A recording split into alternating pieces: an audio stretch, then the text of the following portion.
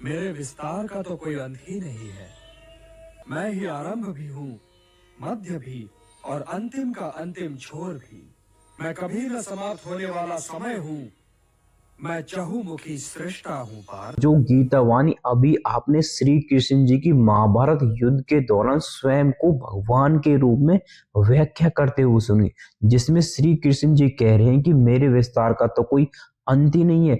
मैं ही आरंभ भी हूँ, मध्य भी और अंतिम का अंतिम छोर भी। मैं कभी ना समाप्त होने वाला समय हूँ। मैं चहुमुखी सृष्टा हूँ पार्थ।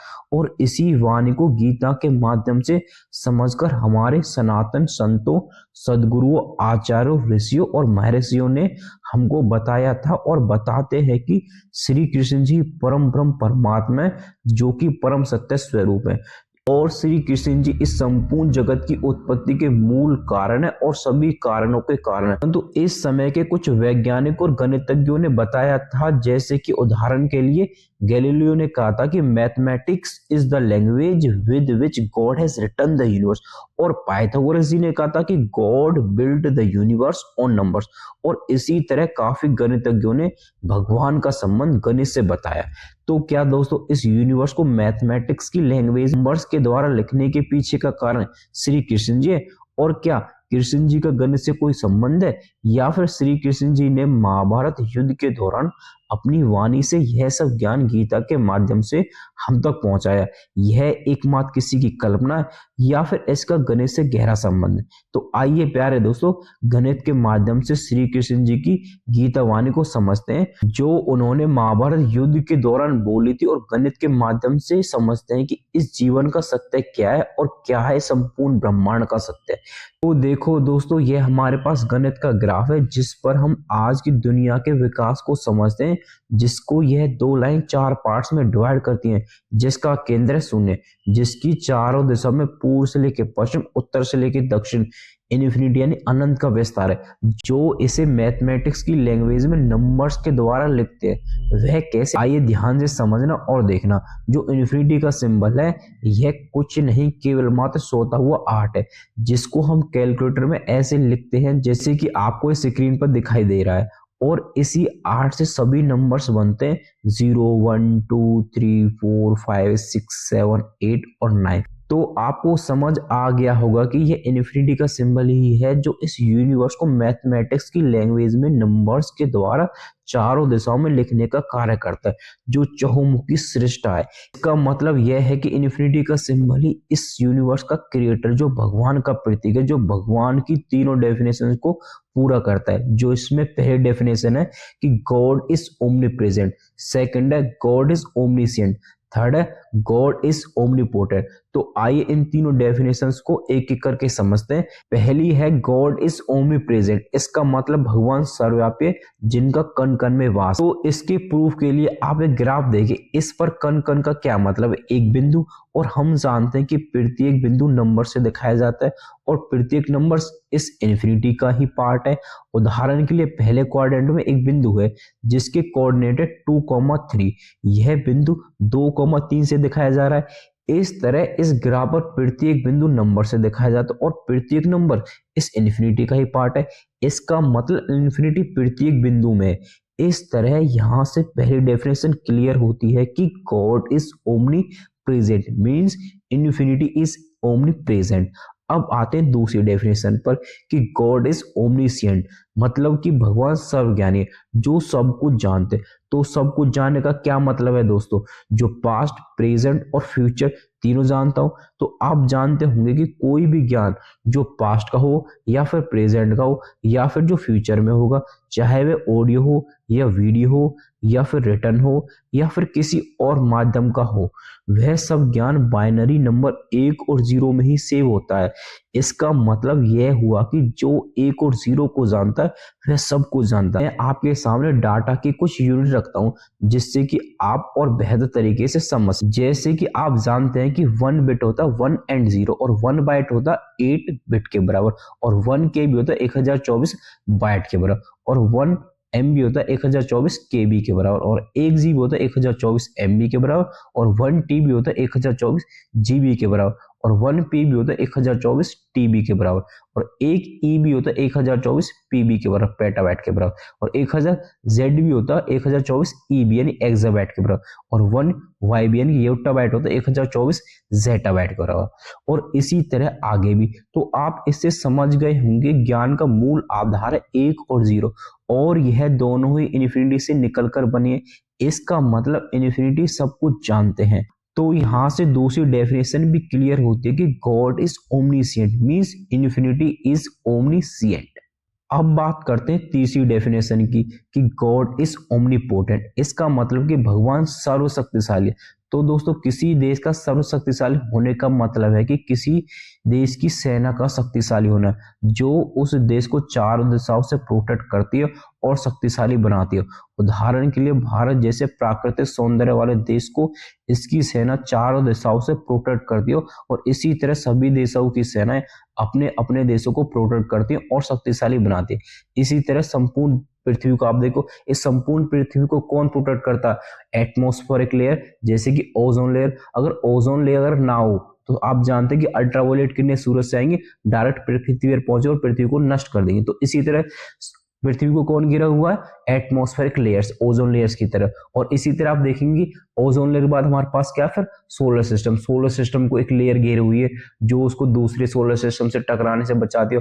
और इसी तरह हमारे पास क्या, गैलेक्सी है, और वो गैलेक्सी दोस्तों अपने आप में घिरी हुई है जो दूसरी गैलेक्सी से टकराने से रोकती है, इस तरह की लेयर। और इसी तरह आप बढ़ेंगे ऊपर की तरफ चलेंगे तो ऐसे हमारे पास यूनिवर्स आता है। यूनिवर्स को एक दूसरी लेयर घेरी हुई है ना।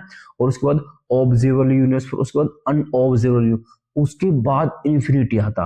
आप देख पा रहे दोस्तों जैसे अनंत जो इस संपूर्ण ब्रह्मांड को घेरे हुआ है, जो इस संपूर्ण ब्रह्मांड को कंट्रोल करता है, वो सबसे ज्यादा पावरफुल हुआ। समझ पाए कि नहीं? और उससे आगे कुछ है भी नहीं। अगर उससे आगे कुछ है भी तो भी इन्फिनिटी है। जैसे कि आप इन्फिनिटी से 4 लाइट ईयर आगे बढ़े, इन्फिनिटी में आपने 4 जोड़ा तो भी इन्फिनिटी आएगा। इसका मतलब क्या है कि इन्फिनिटी सर्वशक्तिशाली है, क्योंकि वही सबसे लास्ट में आता है ना। तो इस तरह मैंने आपको शक्तिशाली होने का क्रम बताया कि किस तरह इन्फिनिटी सर्वशक्तिशाली है, जो संपूर्ण ब्रह्मांड को घेरे हुए है, जिसके आगे भी अगर कोई है तो वह इन्फिनिटी ही है। यहां से थर्ड डेफिनेशन भी क्लियर होती है कि God is omnipotent, means infinity is omnipotent. तो आपने यहां तक देखा कि इस इन्फिनिटी के सिंबल पर ये तीनों डेफिनेशन भगवान के रूप में पूरी तरह से डिफाइन होती है। तो अब समझते हैं कि इस इन्फिनिटी का रहस्य क्या है, और ये मैथमेटिक्स की दुनिया में कब आया, और किसने इसे बनाया, और इसके पीछे का कारण क्या है, और यह किसे रिप्रेजेंट करता है। तो दोस्तों ध्यान से सुनना, यह इन्फिनिटी का सिंबल 1655 में इंग्लैंड के एक मैथमेटिशियन हुए जॉन वेरिस, उन्होंने इसको इंट्रोड्यूस किया था गणित में। परंतु उन्होंने इसके पीछे का कारण नहीं बताया कि इन्फिनिटी का सिंबल यही क्यों, परंतु मुझे इसके पीछे का कारण पता है, और यह मेरा कर्तव्य है कि मैं आपको इसका कारण बताऊं। और मैं इस पर से भगवान नाम की परत को भी आज हटाता हूं और इसका कारण बताता हूं। यह सिंबल माता देवकी के 8वें पुत्र श्री कृष्ण को रिप्रेजेंट करता है, क्योंकि उनका जन्म एक भविष्यवाणी के अनुसार हुआ था, जिसमें कहा गया था कि कंस की मृत्यु देवकी के 8वें पुत्र के द्वारा होगी। इस तरह आप देख पा रहे होंगे कि उनकी प्रत्येक वाणी इस इन्फिनिटी की तरफ इशारा करती है। और अब आप यह वाणी सुनिए जिसको आप माता देवकी के 8वें पुत्र यानी इन्फिनिटी के रूप में सुनना, ना कि श्री कृष्ण, क्योंकि आप तभी अच्छे से समझ पाएंगे कि असली सत्य क्या है।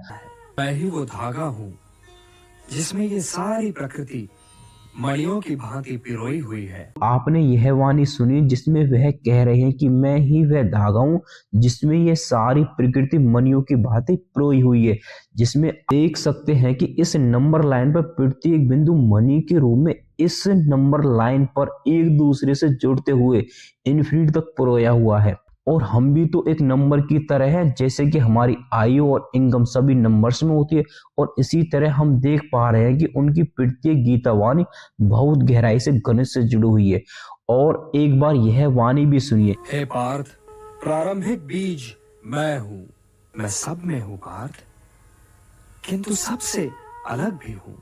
मैं अविनाशी हूँ, मैं निर्गुण हूँ। हे पार्थ, मैं बीते हुए सारे कालों, इस बीतते हुए आधुनिक काल और आने वाले सारे कालों के सारे प्राणियों को जानता हूं। तो मुझे कोई नहीं जानता।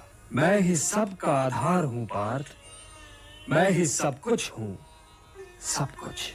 इस वाणी को समझने के लिए हम अपने आधार को समझते हैं कि हमारे जीवन का आधार क्या है। यह सब हम संपूर्ण जगत को एक परिवार लेकर समझेंगे, यानी वसुधैव कुटुंबकम की अवधारणा से समझेंगे। तो सुनो दोस्तों, उदाहरण के लिए एक परिवार है जिसमें 5 भाई हैं। तो यहाँ पर नंबर्स के द्वारा समझाता हूँ। जैसे कि पहले नंबर पर जो पैदा हुआ उसका नंबर 1, और दूसरे पे पैदा हुआ उसका नंबर है 2, तीसरे पे पैदा हुआ उसका नंबर है 3, चौथे पे पैदा हुआ उसका नंबर है 4, और 5वें पे पैदा हुआ उसका नंबर है 5। क्योंकि जब बच्चा पैदा होता है उसका तुरंत नाम नहीं रखा जाता, कुछ समय बाद रखा जाता है। इसी तरह समझो संपूर्ण संसार एक परिवार है। और आप सोचो कि जब आप पैदा हुए होंगे तो आपका कौन सा नंबर होगा। तो आप कहेंगे कि हमको तो नहीं पता, क्योंकि हम कोई एग्जैक्ट नंबर नहीं बता पाएंगे, क्योंकि हर मिनट सैकड़ों बच्चे जन्म लेते हैं। इसका मतलब है नंबरिंग अनडिफाइन है, और अनडिफाइन की जगह हम गणित में इन्फिनिटी के सिंबल का प्रयोग करते हैं, यानी हमारा जन्म सोते हुए 8 के रूप में हुआ है। इस तरह वह हमारे जीवन के मूल आधार बने, और कुछ समय बाद हमारा नाम रख दिया जाता है, जैसे राहुल, मोहन, रोहित आदि। और इस अनंत को पाने के लिए हम चारों दिशाओं में भटकते रहते हैं पूरे जीवन, परंतु हम कभी भी स्वयं की तरफ नहीं देखते। और इस तरह जन्मों तक जीवन और मृत्यु का चक्र बार बार चलता रहता है। जैसे ही हम किसी जन्म में अपनी दृष्टि स्वयं की तरफ करते हैं और ध्यान में उतरते हैं, वैसे ही हमको वह परमात्मा माता देवकी के 8वें पुत्र के रूप में अपने अंदर ही सोते हुए दिखाई देते हैं, जो प्रत्येक जन्मों में हमारे जीवन का आधार थे, हमारे अंदर ही थे, जिनको हम अनंत जन्मों से भुलाए बैठे थे। वह हमारे अंदर जागते हैं और हमको मोक्ष प्राप्त होता है। इस प्रकार वो हम सबको अनेक जन्मों से जानते हैं, परंतु हम उनको नहीं जानते, इसलिए वो हम सब में है और हमसे अलग भी उस अनंत पर इस संपूर्ण ब्रह्मांड को घेरे हुए हैं। मैं इन बातों को आपको अच्छे से समझा पा रहा हूं, क्योंकि मेरी गणित में बचपन से रुचि थी और मैं दिल्ली यूनिवर्सिटी दयाल सिंह कॉलेज में बीएससी ऑनर्स मैथमेटिक्स से किया। इससे मैं खुद भी इन बातों को गहराई से समझा और आपको भी समझा पाया। हम कभी भी अनंत तक नहीं पहुंच पाएंगे, चाहे हम किसी भी तकनीकी का प्रयोग कर लें या फिर प्रकाश की गति से भी अनंत की तरफ चलें, तो भी इन्फिनिटी तक नहीं पहुंच पाएंगे। और हमारी अनंत से बिना मिले मुक्ति भी नहीं हो, और हम पूर्ण भी नहीं हो सकते, क्योंकि वह अपने आप में ही पूर्ण है। वही हमको भी पूर्ण कर सकते हैं। और दोस्तों, आप जानते हैं कि किसी से मिलने के 2 तरीके हो सकते हैं। पहला तरीका कि हम दूसरे के पास जाएं, और दूसरा तरीका कि दूसरा हमारे पास आए। तो दोस्तों, हम तो कभी अनंत तक नहीं पहुंच सकते, वही हमारे पास आते हैं, जिसके लिए आपको स्वयं को तैयार करना पड़ता है। और इस तैयारी में हमें अनंत की तरफ ना चलकर शून्य की तरफ आना पड़ता है। मन के लेवल पर जितना हम शून्य के करीब आते हैं, उतना ही अनंत हमारे करीब आते हैं और हमारे अंदर जागने लगते हैं। जिस समय हम शून्य को पा लेते हैं, उस समय अनंत भी हमारे अंदर जाग जाते हैं और हम अनंत को पा लेते हैं और पूर्ण हो जाते हैं। इसलिए हमने गणित में पढ़ा है कि जब हम शून्य को प्राकृत संख्याओं में मिलाते हैं तो पूर्ण संख्या कहलाती है। इस तरह मैथमेटिक्स अपने आप में भगवान की भाषा है, जो हमें शून्य के मार्ग से मुक्ति का रास्ता दिखाते। इसलिए शायद आप समझ गए होंगे कि भारत देश का 0 का कॉन्ट्रीब्यूशन कितना बड़ा कॉन्ट्रीब्यूशन। और दोस्तों, अंतिम बात जन्म, मृत्यु और मोक्ष क्या है।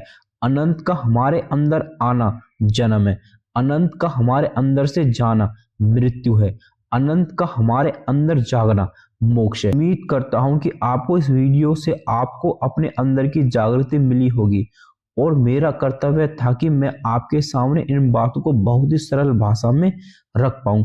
और उम्मीद करता हूं कि आपको सारी बातें समझ आ गई होंगी। और दोस्तों, जितना हो सके इस वीडियो को अपने दोस्तों के साथ, परिवारजनों के साथ शेयर करना। आपका बहुत बहुत धन्यवाद।